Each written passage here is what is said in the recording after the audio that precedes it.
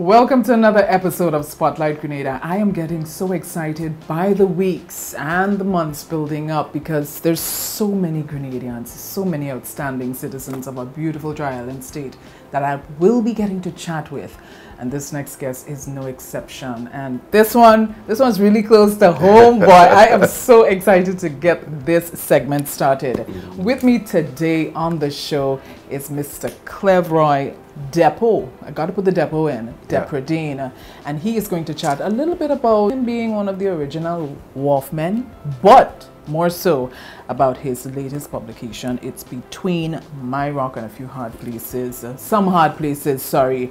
I'm so happy to welcome him to Spotlight Grenada. Thank you, Lexa. How are you? Good to see you, and thank you. Thank you for inviting me, to your show. Yes, you're welcome. You're welcome. It's a pleasure being here. And it's a pleasure to have you here, sir. So before we get into the real nitty-gritty of the book, what inspired you to put together this book? I think it's affinity, an affection for the community. Yeah. The community called the Wharf.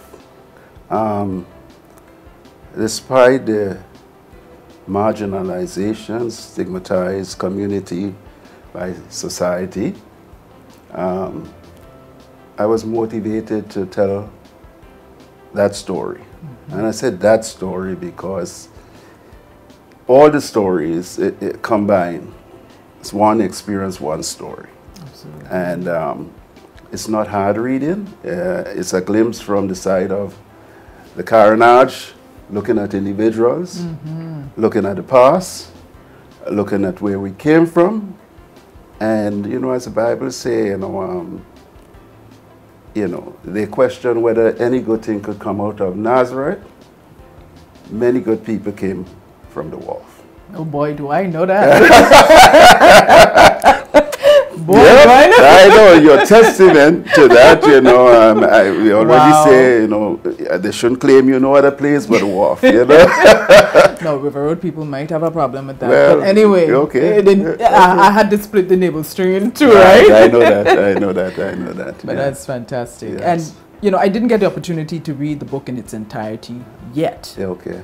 But I can tell you, going through this and just reflecting, there are a lot of vague memories because I would have been a little girl at the time. Yes. But it is just so exciting to see how everyone is celebrated and even, a little humor here and there. Yes. And even your personal story as well. And how would you say that the close-knit fabric of your community influenced your upbringing and shaped your perspective of the world?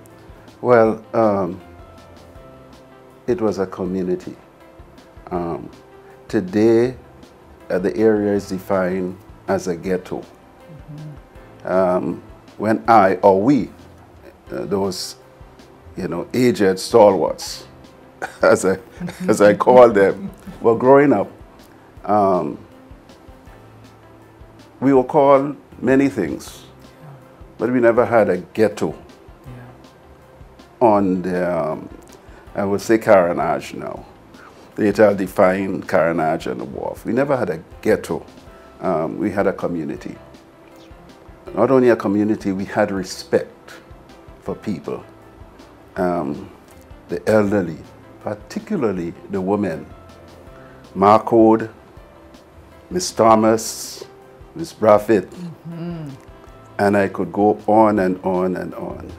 We hardly would use any alias or first name. It's Marcode, Mar Fletcher, Miss Braffett. And even the guys from the Angel Harp Steel Orchestra, when we were located in the Coles Market, sort of stifle their, what should I say, the colorful language when they're around. So it's a sense of affinity, a sense of affection, a sense of appreciation also the community offered us as young men. And I think that was the motivation. Speaking about hurdles and your experiences and your tough times, because that is, this really indicates that, whereby in your title you said, Between My Rock and Some Hard Places. Yes. Clearly you had some hard places. And how did you overcome it? The rock for me beside the hard places, is a community. Focus on a community. When my father died, I was 15 going on 16. I was the eldest, and it affected me greatly. And I buried myself in pan in the coals market because I could not face him dying slowly. Yeah. And Angel Harps was my clef. Pan helped me through that time. And I didn't realize until later how much his passing affected me. But also some of the obstacles that, that we were faced with is the school system. I'm not shy of saying that. There are some communities that, that were stigmatized. Not only the Wharf. I'm not saying Carnage because Carnage would include some affluent types. The Wharf, the Point. At the time, we didn't have the Karani Boulevard. We had the Mang. We had River Road to a certain extent. And Tarantine, not the terrace. Yeah. Not the terrace. We were not given a fair balance on the scale. Not because of competency, but because of, again, we were stigmatized. It was what family name you carry. You were familiar with who. Yeah. And I explained that in the book. Even the headmaster, E.R. Hines, did not, I call him a subtle racist, and my friends say don't take out subtle. He was. Yeah. And because certain things he would say about our community and us, we came to the conclusion that it wasn't favorable. And that affected us as a young boys growing up. It wasn't because of competency we were not placed in the scholarship class so that we could move on, academically in higher institutions. I mean, I guess he viewed us as destined for, to do an office boy work or whatever, and we sit close to the door, not to the scholarship classroom. And again, not because of competency. Our school reports would show from the junior school, we are competent. So these are some of the things. But what helped us through, again, is a community. They believed in us. We believed in ourselves. We tried our best. We did our best.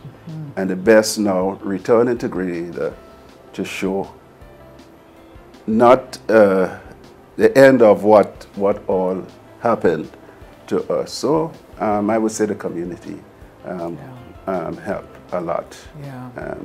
Yes. Yeah. And I truly appreciate your frankness and your honesty. But this is a perfect segue. You speak about your community, sorry. I would love if you can, because there's so much people, not just people, so many individuals who would have been, foundational members and rocks Yes. Care to share a couple names when we think of those persons? Marcode House. It wasn't just a house. Yeah. It was a mass camp. It was a place where people gathered. It was a place that signaled the artistry of what the Wharf was all about, with George Code and Arthur Code. People like George Croney, the person who formed Angel Harps. People like, again, Ma Fletcher, Miss Braffett, and these people. They were the ones that really, these are the people that Miss Omega. Miss Omega. Her children played for Carnage Football Club. They played with Angel Harps, and many others. Even those who we consider to be vagabond. As I say, we had our good, Yeah. we had our bad, we had our uglies, yeah.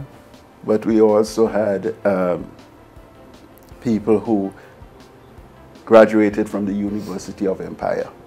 You know, notice I didn't say Empire Cinema. Oh boy. Where we discuss international issues, local issues, Yeah. who live here, who's still there, Yeah. etc. Yeah. It was a university. Wow. And we graduated with honors. And you know, you mentioned Marcode, which is, by the way, my Yes. great grandmother. I remember there's a photo that exists. I think my uncle Clarence would have had it, and I believe you when you say it was really a spot for everybody to just come together. There is a photo that exists where there's scores of people in this photo, and I'm the youngest in this photo. I can't even remember how old. I could have been 7. Yeah. And I'm sitting in the front and everybody, and I can recall who's in the photo, and it's just, it's such a wonderful sight where you see everybody come together. Everybody came. Yeah. It was a place that embodied the culture. You know, George Anata. Yeah. George was multi-talented. Oh, yeah. Multi-talented, and as a group of young people, we played pan, but we also advocated issues abroad. For example, George would print our jerseys, and at the back we would have Free Angela Davis, going back to the 60s. And we would have How Black is Black. I remember playing in, we were playing in Whitsunday Sport, and Bino, Governor Bino, sent her police escort to find out what we mean, how black is black. George was with us at the time, and George said, well, he sent one of the young men to explain to her, well, you could be black on the outside, but in the inside, you're not what you think you are. Yes. So. Whoa. Yeah. So George and Arthur and these guys were, and we had guys like Dictator. You know, the Pan-African situation, apartheid, the Vietnam War at the time was raging, and in retrospect, they were before their times. And when I said before about stigmatizing a community, there was no reason why people like Reginald Punchy Fraser, Walter Dictator Thomas, Dopey and these guys did not attend secondary schools. They were competent. They had to be there because of the community. And, you know, like back then too, if you were from River Road, they send you to the government school, which we call Backstreet School, because of stigmatization, you know. So, you know, I'm no apologies. I can't apologize. I think it's safe to say it is a personal journey. It's a trip down memory lane, but it's also a history lesson. What are the takeaways that you would like people to get from your book? We were more than pan men. We were more than footballers. We had integrity. We had respect. And what came out from the community and what you see today in senior citizens like myself is a product of that. So when I speak about Leon, we call him Tom Keene, I see a smile on your face. Characters like Groovy and his stories, idle. We didn't know about idleness. We you know, Lyman wasn't idleness to us. It was a curriculum. There you go. It was a curriculum. So when Groovy would come and tell a story, it was difficult for us to distinguish whether it's a lie or whether it was tall tales. But we leave with an impression that, you know, something happened there in between. Yeah. When he said that, you know, at one time he took care of the whole of Copper Hill. He beat my father and everybody, and he stuffed them in a culvert, and they had to put food in a little coconut boat when the tide come. You know, I left as a little boy wondering if that happened. So characters that grew me, like Tom Keene, like, you know, Mafufe, like. You know, it's after you look back and you realize they all had a purpose. Yes, they had a purpose. They had a purpose. And they were also talented. They were in their own special way. In their own special way. You know, as I say, we had a story when we went to make the recording, and this Sam Bristol, we call Ugly Sam, and we went to do this recording, and we went to a party just to get a break from the recording, and there were about 40 men and 10 women, and he got the prettiest girl to dance with. And after the party, we were wondering what is wrong with us, you know. And only at the end of the party, he realized he was dancing with a pretty guy, you know. So. And that sounds like we needed to take a break, right? I'm chatting with Mr. Clevroy Depradine, and we're talking about his, I call it's an incredible book filled with so many stories and memories between my rock and some hard places. When we come back, I want us to touch briefly on your book launch. Yes, we'll be right back after this. Hello everyone, this is Kurt Knight and you're watching Lexan Digital Media. Welcome back. It's Spotlight Grenada right here on Lexan Digital Media. Continuing this very colorful and wonderful. It makes you feel so good inside when you think of the memories and history and the past. And speaking of the book launch, there's one gentleman that you celebrated him on that evening, Mr. James Clarkson. Yes. Tell me a little bit and share a little bit for those who couldn't make it. All that happened at the book launch. We formed this organization in North America to say thanks to James. James came to Angel Harps in 1971 when we were preparing to go to Barbados to do the Bright Out of Darkness recording. And James began helping us. After the recording, he went into the force as the band leader, and he did something that was never replicated again. He brought a police band and Angel Harps together in a brass and steel combo. Wow. And we went around the island, and it was an amazing feat. But it wasn't his first, because in 1967 he was part of a steel orchestra in Canada with brass, and they also did a recording titled Brass and Steel. Right. And throughout the years he stayed with the band, and despite his important function as police bandmaster, and after being commissioner of police, over 50-something years, odd years, he was with Angel Harps. We saw it fit to say thanks to him in that way, and also do a book launch. And you would see in the middle of the book, we have something called The Faces of James Clarkson. Yes. And he wasn't even aware of some of the photographs. Wow. Because people sent it to me, you know. It's not the best photographs. Yeah. Or some of them are 60 years old. Wow.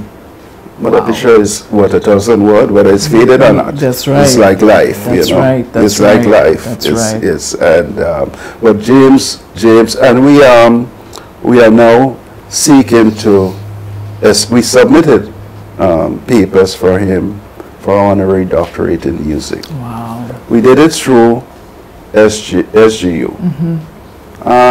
We still would follow that up, but the University of the West Indies, we are more inclined to lean towards that. He had many top musicians throughout the region sending congratulatory messages to him. Yeah. And they say it's long overdue. And that was, we also honor Walter Dictator Thomas. Yes. For his Bright Out of Darkness. Yeah. We honor Archdeacon Marshall. Yes. In the Anglican Church. He was a panman also. That's right. You know, Peggy Nesfield. Yes. You know, David Seals. Yes. Yes. And many others. You know, and we would continue doing that. That's wonderful. As an organization. That's wonderful. And what we intend to do next year is to bring back, have what we call the Winston Thomas Nurse Radix Medical Wellness Fair. Wow. And the doctors, such as my brother's son, who is a doctor in Canada, Dr. Jamal Depradine, Jerry Johnson, wife, who is a doctor in nursing, his daughter, who is an RN, bring all of our grandchildren and children back to do a health fair next year. But that's in the making. Wonderful, wonderful. Yeah. How much has our society changed from the way it used to be, and what would you say is really missing? When we look at, I'll start with the carnival. It wasn't lights and strings; it was costumes. Yeah. It was displaying. It was displaying something. Yeah. And there's a story in there, and most people are not familiar with it, that one year a band came out to Hell and Back. And the commissioner of police was a white South African, Commissioner Hawley, or Chief of Police Hawley, not commissioner at the time. And because of how they displayed the masks in Queen's Park, old Queen's Park, he conscripted them into the police force.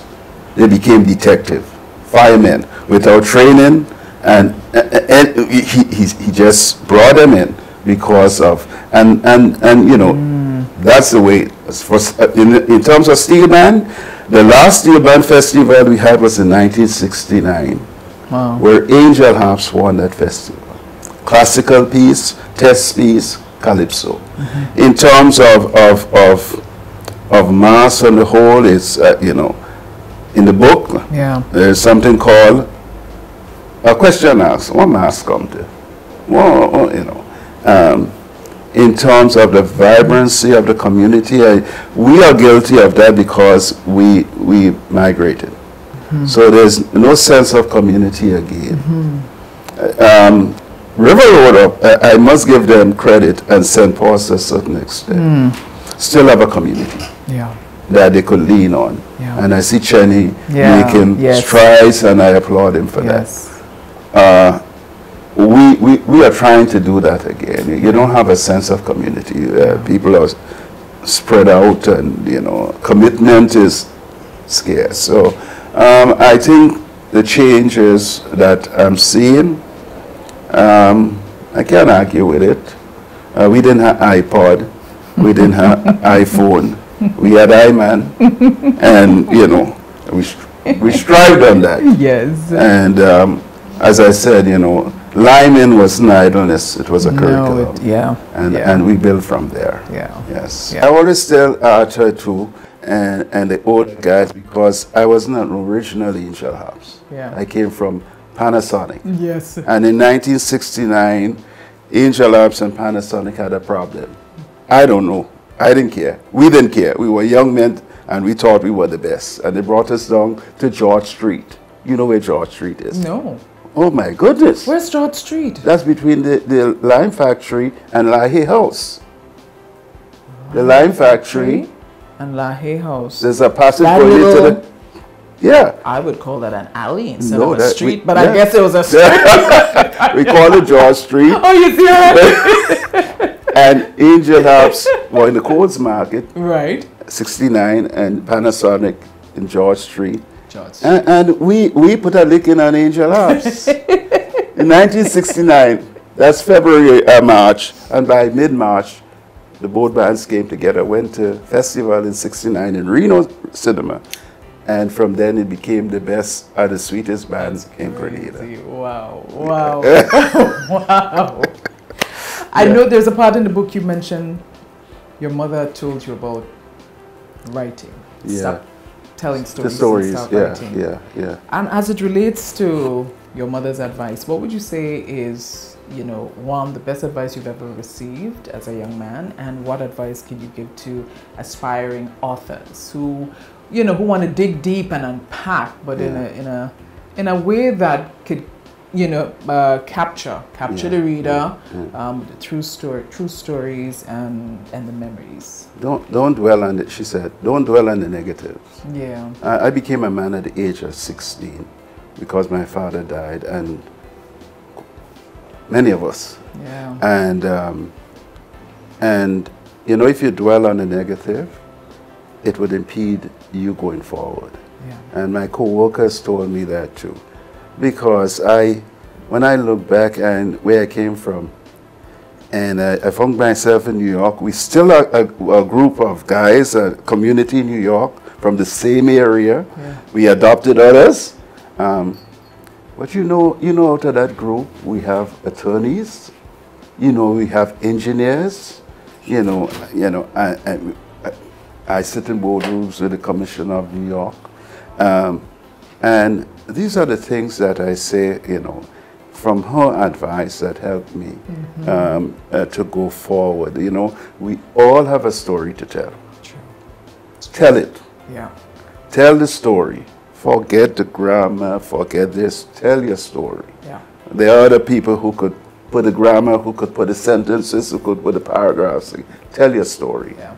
The one thing you don't want to do is to disagree the experience of someone if they're not embellishing something. Avoid negative people because you don't need them. Yeah, at all but costs. one of the advice I got from the best manager I had in whatever, she saw something in me that I didn't see. Yeah. Write your story, tell your story, and as Mandela stated, if you read what he wrote, that's his story. When you write your experience about your experience, and that's history. That is history. Yeah. So before I wrap up, really quickly, let folks know how they can get their hands on it. Well, it's on Amazon, it's in Barnes & Nobles, it's in Grenada, it's Standard Bookstore, and I'll be getting it into Art and Soul. Arts and Soul Gotcha. in Spice One. Fantastic. Thank you so very much. Thank you, Lexa. Thank you for having me. And like I say, I gotta lock myself in my house for an entire weekend. Yes. And I gotta go through this. Thank you very much. Thank you. I Thank you. truly appreciate it. Thank you. Thank you. Most welcome. You're most welcome. Folks, I've been chatting with Mr. Clevroy Depradine. Of course, lots of his peers know him as Depo. And I want to say shout out to his brother, who we all know as Toro. You hear the names coming out now? We love it. We love it. Yeah. And to everyone who has been highlighted and celebrated and honored in this book, you need to get your copy. Get your copy and become part of his story. And that's this week's episode. Thank you so much for tuning in. Certainly hope you've enjoyed this conversation, and there's lots more exciting conversations coming up on Lexan Digital Media, celebrating Grenadians and everything Grenadian on this special feature, Spotlight Grenada. Don't forget to follow the Facebook page and our YouTube channel. Just in case you're not into Facebook and you love YouTube, we're also on YouTube as well. Thank you so much for your support. Thank you so much for watching. Until next time, take care. Bye-bye.